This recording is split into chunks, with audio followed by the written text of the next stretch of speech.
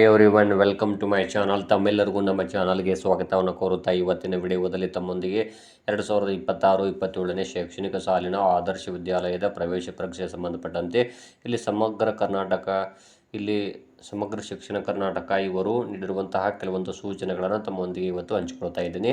ಇನ್ನು ತಾವುಗಳು ನಮ್ಮ ಚಾನಲ್ ಫಸ್ಟ್ ಟೈಮ್ ನೋಡ್ತಾ ಇದ್ದರೆ ನಮ್ಮ ಚಾನಲನ್ನು ಸಬ್ಸ್ಕ್ರೈಬ್ ಆಗಿರಿ ಅಂತ ತಿಳಿಸುತ್ತಾ ವಿಡಿಯೋ ಪ್ರಾರಂಭಿಸೋಣ. ಈಗಾಗಲೇ ಎಕ್ಸಾಮ್ ದಿನಾಂಕದ ಬಗ್ಗೆ ತಮಗೂ ಕೂಡ ಮಾಹಿತಿ ಇರುತ್ತದೆ. ನಾನು ಈಗಾಗಲೇ ನಮ್ಮ ಯೂಟ್ಯೂಬ್ ಚಾನಲಲ್ಲಿ ಈ ಬಗ್ಗೆ ಬಹಳಷ್ಟು ಮಾಹಿತಿಯನ್ನು ನೀಡಿರುತ್ತೇನೆ.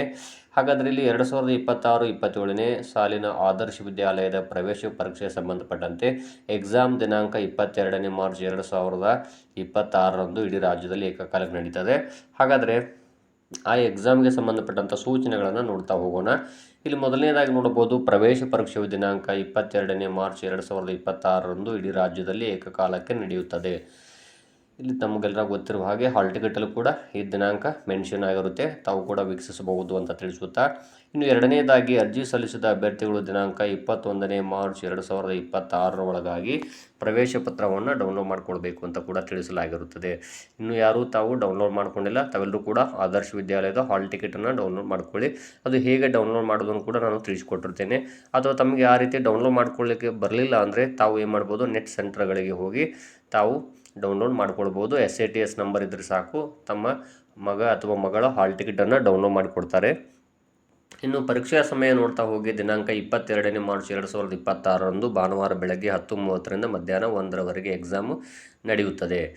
ಇನ್ನು ನೆಕ್ಸ್ಟು, ವಿದ್ಯಾರ್ಥಿಗಳು ಅರ್ಜಿ ಸಲ್ಲಿಸುವಾಗ ನಮೂದಿಸಿದ ತಾಲೂಕು ಅಥವಾ ಜಿಲ್ಲೆಯ ಪರೀಕ್ಷಾ ಕೇಂದ್ರದಲ್ಲಿಯೇ ಪರೀಕ್ಷೆ ಬರೆಯಲು ಅವಕಾಶವನ್ನು ಕಲ್ಪಿಸಲಾಗಿರುತ್ತದೆ. ತಾವು ಯಾವ ತಾಲೂಕಿನ ಇಲ್ಲಿ ಆದರ್ಶ ವಿದ್ಯಾಲಯ ಶಾಲೆಗೆ ಅಪ್ಲಿಕೇಶನ್ ಸಲ್ಲಿಸಿರ್ತೀರಿ ಅದೇ ತಾಲೂಕಿನಲ್ಲಿಯೇ ಇಲ್ಲಿ ಎಕ್ಸಾಮ್ ಬರಲಿಕ್ಕೆ ಅವಕಾಶವನ್ನು ಕಲ್ಪಿಸಲಾಗಿರುತ್ತದೆ. ಇನ್ನು ತಾವು ಪ್ರವೇಶ ಪತ್ರದಲ್ಲಿ ನಮೂದಾಗಿರುವ ಪರೀಕ್ಷಾ ಕೇಂದ್ರದ ವಿಳಾಸವನ್ನು ತಾವು ನೋಡ್ಕೊಳ್ಬೇಕು. ಯಾಕಂದರೆ ಎಕ್ಸಾಮ್ ಡೇ 10:30ಕ್ಕೆ ಎಕ್ಸಾಮ್ ಪ್ರಾರಂಭ ಆಗುವುದರಿಂದ ತಾವುಗಳು ಏನು ಮಾಡಬೇಕಾಗುತ್ತೆ, 9 ಗಂಟೆ ಒಳಗೆ ತಾವಲ್ಲಿ ಪರೀಕ್ಷಾ ಕೇಂದ್ರಕ್ಕೆ ಹೋಗಬೇಕಾಗುತ್ತೆ. ಹಾಗಾಗಿ ವಿಳಾಸ ಸರಿಯಾಗಿ ನೋಡ್ಕೊಳ್ಳಿ ಅಂತ ತಿಳಿಸ್ತಾ ಇದ್ದೀನಿ. ಇನ್ನು ಪರೀಕ್ಷೆ ಬರೀಲಿಕ್ಕೆ 100 ಅಂಕದ 100 ಪ್ರಶ್ನೆಗಳಿಗೆ ಉತ್ತರಿಸಲು ಇಲ್ಲಿ 150 ನಿಮಿಷ ಕಾಲಾವಕಾಶ ನೀಡಲಾಗಿರುತ್ತದೆ. ಅಂದರೆ 10:30ರಿಂದ 1 ಗಂಟೆವರೆಗೂ. ಸೊ ಹಾಗಾಗಿ ಇಲ್ಲಿ ನೋಡ್ತಾ ಹೋಗಿ 150 ನಿಮಿಷ ಇಲ್ಲಿ ಟೈಮ್ ನೀಡಲಾಗಿರುತ್ತದೆ. ವಿದ್ಯಾರ್ಥಿಗಳು ಪರೀಕ್ಷೆಯನ್ನು ಬರೆಯಲು ನೀಲಿ ಅಥವಾ ಕಪ್ಪು ಬಾಲ್ ಪಾಯಿಂಟ್ ಪೆನ್ನನ್ನು ತರೋದು ಕಡ್ಡಾಯ. ಇಲ್ಲಿ ತಾವುಗಳು ಇಲ್ಲಿ ಸೀಸ್ ಪೆನ್ಸಿಲ್ ಆಗಿರ್ಬೋದು ಅಥವಾ ಇಲ್ಲಿ ಮಾರ್ಕರ್ ವೈಟ್ನರ್ ಆಗಿರ್ಬೋದು, ಮಾರ್ಕರ್ ಅಥವಾ ಸ್ಕೆಚ್ ಪೆನ್ ಯಾವುದನ್ನು ತೆಗೆದುಕೊಂಡು ಹೋಗಬೇಡಿ.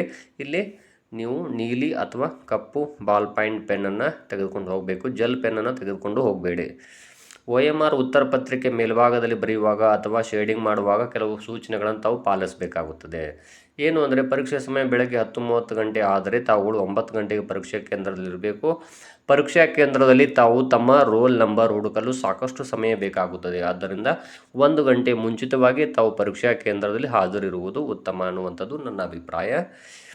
ಪರೀಕ್ಷೆಯಲ್ಲಿ ಉತ್ತರ ಶೇಡ್ ಮಾಡಲು ಈ ಕೆಳಗಿನ ಸೂಚನೆಗಳನ್ನು ಪಾಲಿಸಿ. ಏನು ಅಂದರೆ, ಪರೀಕ್ಷೆಯಲ್ಲಿ ತಪ್ಪು ಉತ್ತರಕ್ಕೆ ಋಣಾತ್ಮಕ ಅಂಕಗಳು ಇರುವುದಿಲ್ಲ. ಹಾಗಾಗಿ ಎಲ್ಲ ಪ್ರಶ್ನೆಗಳಿಗೂ ಉತ್ತರಿಸಬೇಕು. ಇಲ್ಲಿ 100 ಪ್ರಶ್ನೆಗಳಿಗೆ 100 OMR ಆನ್ಸರ್ ಶೀಟ್ ಅಥವಾ ಆನ್ಸರ್ ಶೇಡಿಂಗ್ ಮಾಡಲಿಕ್ಕೆ ತಮಗೆ ಅಲ್ಲಿ ಸ್ಪೇಸನ್ನು ಪ್ರೊವೈಡ್ ಮಾಡಿರ್ತಾರೆ. ಹಾಗಾಗಿ ತಾವು ಇಲ್ಲಿ ತಮಗೆ ಒಂದು ಉತ್ತರ ಯಾವುದಾದ್ರೂ ಗೊತ್ತಾಗಲಿಲ್ಲ ಅಂತ ಹೇಳಿ ಅದನ್ನು ತಾವು ಖಾಲಿ ಬಿಟ್ಟು ಬರಬೇಡಿ.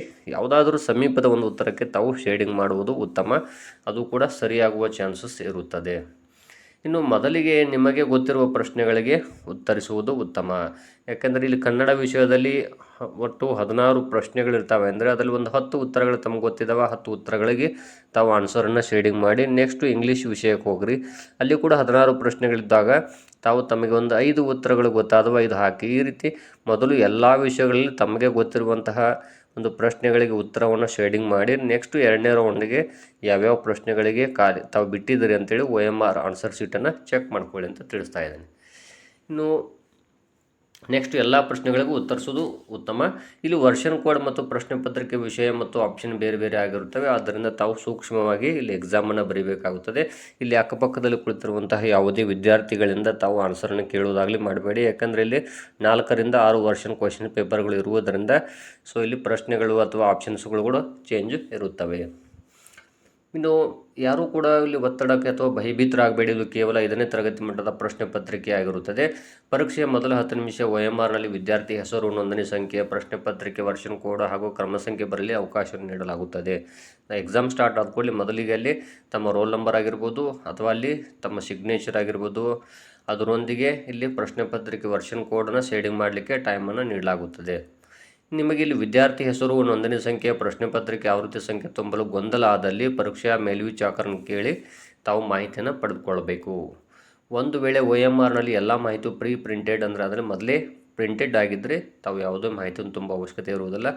ಒಂದು ವೇಳೆ ಮಾಹಿತಿ ಇರಲಿಲ್ಲ ಅಂದರೆ ತಾವು ಏನು ಮಾಡಬೇಕು, ಅಲ್ಲಿರುವಂತಹ ಸೂಪರ್ವೈಸರ್ ಅವ್ರನ್ನ ಅಥವಾ ಇಲ್ಲಿ ಎಕ್ಸಾಮ್ ಇನ್ವ್ಯಾಲಿಗೇಟರ್ ಅವ್ರನ್ನ ಕೇಳಿ ಮಾಹಿತಿಯನ್ನು ಪಡೆದುಕೊಂಡು OMRನಲ್ಲಿ ಉತ್ತರಿಸಬೇಕಾಗುತ್ತದೆ.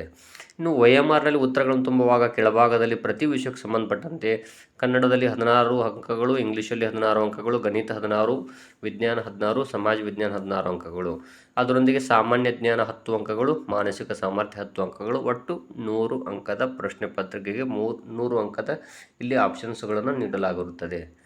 ಪ್ರತ್ಯೇಕ ಇಲ್ಲಿ ಕಾಲಮ್ OMR ಉತ್ತರಗಳನ್ನು ಶೇಡಿಂಗ್ ಮಾಡಲು ನೀಡಲಾಗಿರುತ್ತದೆ. ತಾವು ಉತ್ತರಗಳನ್ನು ಸರಿಯಾಗಿ ಯೋಚಿಸಿ ಶೇಡಿಂಗ್ ಮಾಡಬೇಕು. ಇನ್ನು ಪರೀಕ್ಷಾ ಕೇಂದ್ರದಲ್ಲಿ ಯಾವುದೇ ಎಲೆಕ್ಟ್ರಾನಿಕ್ ಸಾಧನಗಳಾದ ಮೊಬೈಲ್, ಬ್ಲೂಟೂತ್, ಕ್ಯಾಲ್ಕುಲೇಟರ್ಗಳನ್ನು ತೆಗೆದುಕೊಂಡು ಹೋಗಲು ಅವಕಾಶ ಇರುವುದಿಲ್ಲ. ಅದನ್ನು ತಾವು ಗಮನಿಸಬೇಕು. ಇಲ್ಲಿ ಎಕ್ಸಾಮ್ ದಿನ ತಾವು ಮೊಬೈಲ್ ಒಯ್ದಾಗಲಿ ಅಥವಾ ಕ್ಯಾಲ್ಕುಲೇಟರ್ ಆಗಿರ್ಬೋದು, ಬ್ಲೂಟೂತ್ಗಳನ್ನು ಯಾರೂ ತೆಗೆದುಕೊಂಡು ಹೋಗಬಾರ್ದು. ಪರೀಕ್ಷಾ ಕೇಂದ್ರದಲ್ಲಿ ತಾವು ಪ್ರವೇಶ ಪತ್ರದೊಂದಿಗೆ ಆಧಾರ್ ಕಾರ್ಡ್ ತೆಗೆದುಕೊಂಡು ಹೋಗೋದು ಸೂಕ್ತ. ಈಗಾಗಲೇ ಸರ್ಕಾರ ಕೂಡ ಈ ಮಾಹಿತಿಯನ್ನು ನೀಡಿರುತ್ತದೆ. ತಾವುಗಳು ಇಲ್ಲಿ ಹಾಲ್ ಟಿಕೆಟ್ನೊಂದಿಗೆ ಆಧಾರ್ ಕಾರ್ಡ್ ತೆಗೆದುಕೊಂಡು ಹೋಗಬೇಕು. ಪರೀಕ್ಷಾ ಕೇಂದ್ರಕ್ಕೆ ತಡವಾಗಿ ಬರುವಂಥ ವಿದ್ಯಾರ್ಥಿಗಳಿಗೆ ಪರೀಕ್ಷೆಗೆ ಬರಲು ಅವಕಾಶ ನೀಡಲಾಗುವುದಿಲ್ಲ. ಆಗಲೇ ಹೇಳಿದಾಗೆ 10:30ಕ್ಕೆ ಎಕ್ಸಾಮ್ ಅಂದರೆ ತಾವು 10:30ಕ್ಕೆ ಮನೆ ಬಿಟ್ಟರೆ ಅಂದರೆ ಅಲ್ಲಿ ಹೋಗಲಿಕ್ಕೆ 11:30 12 ಗಂಟೆ ಆಗುತ್ತೆ. ಅಥವಾ ತಾವು ಮನೆಯೇ 9:30 ಬಿಟ್ಟು ಇಲ್ಲಿ 10:40ಕ್ಕೆ ಹೋದರೂ ಕೂಡ ಅಲ್ಲಿ ನಿಮಗೆ ಎಕ್ಸಾಮ್ಗೆ ಕೂಡಿಸೋದಿಲ್ಲ. ಸೊ ತಾವು 9 ಗಂಟೆಗೆ ಎಕ್ಸಾಮ್ ಹಾಲಲ್ಲಿ ಇರಬೇಕಾಗುತ್ತೆ ಅಥವಾ ಎಕ್ಸಾಮ್ ಸೆಂಟ್ರಲ್ಲಿ ಇರಬೇಕಾಗುತ್ತದೆ. ಪರೀಕ್ಷಾ ಸಮಯ ಮಧ್ಯಾಹ್ನ 1 ಗಂಟೆಯವರೆಗಿದ್ದು ಸಂಪೂರ್ಣ ಸಮಯ ಅವಕಾಶ ಮುಗಿಯುವವರೆಗೂ ಯಾರನ್ನೂ ಹೊರಗಡೆ ಬಿಡುವುದಿಲ್ಲ ಅಂತ ಹೇಳಿದ್ದಾರೆ. 12 ಗಂಟೆ ಎಕ್ಸಾಮ್ ಮುಗಿತು ಅಂತೇಳಿ ನಿಮ್ಮನ್ನು ಹೊರಗಡೆ ಬಿಡೋದಿಲ್ಲ ಅವರು. 1 ಗಂಟೆವರೆಗೂ ತಾವು ಅಲ್ಲಿ ಕೂತ್ಕೋಬೇಕಾಗುತ್ತದೆ. OMR ಉತ್ತರ ಪತ್ರಿಕೆಯಲ್ಲಿ ಪ್ರಶ್ನೆ ಪತ್ರಿಕೆ ವರ್ಷನ್ ಕೋಡನ್ನು ಕಡ್ಡಾಯವಾಗಿ ಹಾಕಿರಿ. ಒಂದು ವೇಳೆ ನೀವು ಪ್ರಶ್ನೆ ಪತ್ರಿಕೆ ವರ್ಷನ್ ಕೋಡನ್ನು ಶೇಡಿಂಗ್ ಮಾಡದೇ ಇದ್ದಲ್ಲಿ ನಿಮ್ಮ ಉತ್ತರ ಪತ್ರಿಕೆ ಚೆಕ್ ಆಗೋದಿಲ್ಲ. ಸೊ ಇಲ್ಲಿ ಮೊದಲು ಪ್ರಶ್ನೆ ಪತ್ರಿಕೆ ವರ್ಷನ್ ಕೋಡ್ ಹಾಕಬೇಕಾಗುತ್ತೆ.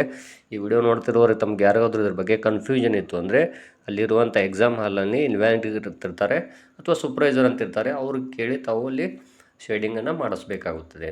ಇನ್ನು ಸಮಯಕ್ಕೆ ಹೆಚ್ಚಿನ ಆದ್ಯತೆ ನೀಡಬೇಕು. ನಿಮಗೆ ಗೊತ್ತಿರುವ ಉತ್ತರಗಳಿಗೆ ಮೊದಲು ಶೇಡಿಂಗ್ ಮಾಡಿ. ಆಗಲೇ ಹೇಳಿದಾಗೆ ಇನ್ನು OMR ಉತ್ತರ ಪತ್ರಿಕೆಯನ್ನು ತಿದ್ದುವುದಾಗಲಿ ಅಥವಾ ಗಣಿತ ವಿಷಯದ ಕಚ್ಚಾ ಕೆಲಸಕ್ಕೆ ಬಳಸ್ಕೊಳ್ಳೋದು ಮಾಡಬಾರ್ದು. ಇದು ಬಹಳಷ್ಟು ಇಂಪಾರ್ಟೆಂಟ್ ಆಗಿರುತ್ತದೆ. ಯಾಕೆಂದರೆ ಸೂಕ್ಷ್ಮವಾದಂಥ ಆನ್ಸರ್ ಪೇಪರ್ ಆಗಿರುವುದರಿಂದ ಸೊ ತಾವಲ್ಲಿ ಏನೂ ಮಾಡಲಿಕ್ಕೆ ಹೋಗಬಾರ್ದು, ಎಕ್ಸ್ಟ್ರಾ ವರ್ಕ್ ಅಂತ ಹೇಳ್ತಾ ಇದ್ದೀನಿ. ಇನ್ನು OMR ಉತ್ತರ ಪತ್ರಿಕೆಯಲ್ಲಿ ಕೆಳಗಡೆ ತಮ್ಮ ಸಹಿ ಮಾಡಬೇಕು. ಅಲ್ಲಿ ಕೆಳಗಡೆ ಆಪ್ಷನ್ ಕೊಟ್ಟಿರ್ತಾರೆ. ಪರೀಕ್ಷೆ ಮುಕ್ತಾಯವಾದ ನಂತರ ಮೂಲ ಒರಿಜಿನಲ್ OMR ಉತ್ತರ ಪತ್ರಿಕೆಯನ್ನು ಬೇರ್ಪಡಿಸಿ ಅದರ ಕೆಳಗೆ ಇರುವಂಥ ವಿದ್ಯಾರ್ಥಿಗಳಿಗೆ ನೀಡುವಂತಹ ನಕಲು OMR ಅನ್ನು ಮೇಲ್ವಿಚಾರಕರು ನಿಮಗೆ ನೀಡ್ತಾರೆ. ಎಲ್ಲ ಮಾಹಿತಿಯನ್ನು ತಾವು ಸರಿಯಾಗಿ ನೋಡಿಕೊಡ್ರಿ ಈ ವಿಡಿಯೋದ ಮೂಲಕ. ಇನ್ನು ಇದೇ ವಿಡಿಯೋದ ಮೂಲಕ ತಾವು ಇಲ್ಲಿ OMR ಉತ್ತರ ಪತ್ರಿಕೆಯನ್ನು ಕೂಡ ವೀಕ್ಷಿಸಬಹುದು. ಹೇಗಿದೆ OMR ಉತ್ತರ ಪತ್ರಿಕೆ ಅಂತ ತಮಗೆ ತಿಳಿಸ್ತೀನಿ. ಇಲ್ಲಿ ನೋಡ್ಬೋದು, ಇಲ್ಲಿರುವಂತಹ OMR ಉತ್ತರ ಪತ್ರಿಕೆಯಲ್ಲಿ ಫಸ್ಟಿಗೆ ಏನು ಕೊಟ್ಟಿರ್ತಾರೆ ಅಂದರೆ ಇಲ್ಲಿ ಒಟ್ಟು ನೋಡ್ತಾ ಹೋಗಿ ಪ್ರಶ್ನೆ ಪತ್ರಿಕೆಯಲ್ಲಿ ಕೊಟ್ಟಿರುವಂತಹ ಇಲ್ಲಿ ವರ್ಷನ್ ಕೋಡನ್ನು ಕಡ್ಡಾಯವಾಗಿ ಶೇಡ್ ಮಾಡಬೇಕು. ABCD ವರ್ಷನ್ಗಳದಾವು. ವಿದ್ಯಾರ್ಥಿ ಗೈರು ಹಾಜರಾಗಿದ್ದಲ್ಲಿ AB ಅಥವಾ ಆಬ್ಸೆಂಟ್ ಅಂತ ಶೇಡ್ ಮಾಡಬೇಕಾಗುತ್ತೆ. ಇಲ್ಲಿ Adarsha Vidyalaya entrance test for 6th standard ಅಂತಿದೆ. ಇಲ್ಲಿ ನೋಡ್ಬೋದು, ಮೊದಲನೇದಾಗಿ ಕನ್ನಡ ವಿಷಯ ಒಟ್ಟು 16 ಪ್ರಶ್ನೆಗಳು, 16 ಆಪ್ಷನ್ಸ್ಗಳನ್ನು ಕೊಡಲಾಗಿರುತ್ತೆ. ಇಲ್ಲಿ ನೆಕ್ಸ್ಟ್ ಇಂಗ್ಲೀಷ್ ಇದೆ ಎರಡನೇದು, ಅದರೊಂದಿಗೆ ಗಣಿತ 16 ಮತ್ತು ವಿಜ್ಞಾನ ಕೂಡ 16 ಇದ್ದಾವೆ. ಸಮಾಜ ವಿಜ್ಞಾನ 16 ಮತ್ತು ಸಾಮಾನ್ಯ ಜ್ಞಾನ ಹಾಗೂ ಮಾನಸಿಕ ಸಾಮರ್ಥ್ಯ 10 ಪ್ರಶ್ನೆಗಳಿದಾವೆ. ಕಡೆಗೆ ವಿದ್ಯಾರ್ಥಿಯ ಸಹಿ ಇರುತ್ತದೆ ಮತ್ತು ರೂಮ್ ಇನ್ವ್ಯಾಲಿಗೇಟರ್ ಸಿಗ್ನೇಚರ್ ಇರುತ್ತದೆ. ಇದು ಆನ್ಸರ್ ಪೇಪರ್ ಆಗಿರುತ್ತದೆ. ಇಲ್ಲಿ ತಾವು ಸರಿಯಾಗಿ ಸೂಕ್ಷ್ಮವಾಗಿ ವಿಚಾರ ಮಾಡಬೇಕಾಗುತ್ತೆ ಅಂತ ಈ ಮೂಲಕ ಈ ವಿಡಿಯೋದಲ್ಲಿ ತಿಳಿಸ್ತಾ ಇದ್ದೀನಿ. ಧನ್ಯವಾದಗಳು.